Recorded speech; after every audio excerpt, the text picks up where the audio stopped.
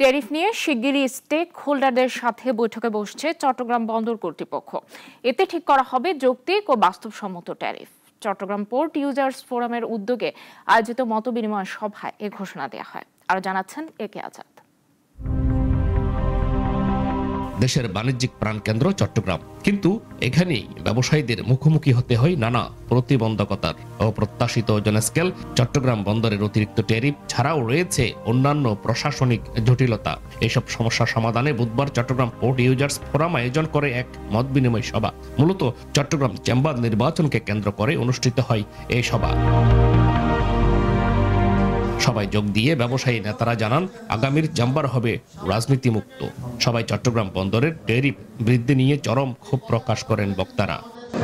আলোচনা সবকিছুর মাধ্যমে আমরা চেষ্টা করে আপনাদের দাবি আদায় করব। আমরা চাই আমাদের ব্যবসায়ীদের উন্নয়ন। রাজনীতি করলে লেজুর বৃদ্ধি করতে হয়, দুর্বল নেতৃত্ব প্রতিষ্ঠা পায়। দুর্বলতার কোনো সুযোগ চিটাগং চেম্বারে ভবিষ্যতে ইনশাআল্লাহ থাকবে না। অনুষ্ঠানে প্রধান অতিথির বক্তব্যে চট্টগ্রাম চেম্বারের সাবেক সভাপতি বলেন, বন্দর কর্তৃপক্ষ স্টেক হোল্ডারদের সঙ্গে 10-15 দিনের মধ্যে বৈঠকে বসবেন। আর এই বৈঠকে নির্ধারণ হবে যৌক্তিক ও বাস্তবসম্মত ট্যারিফ।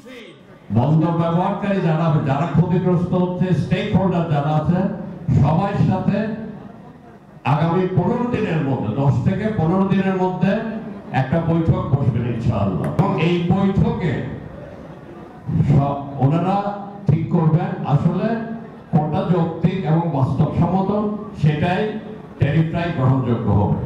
চট্টগ্রাম বন্দরে ট্যারিফ 41% বেড়েছে প্রচার করলেও কোন ক্ষেত্রে 300% বেড়েছে বলেও অভিযোগ ব্যবসায়ীদের।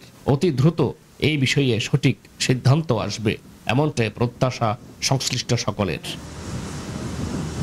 একে আজাদ, নাগরিক, চট্টগ্রাম।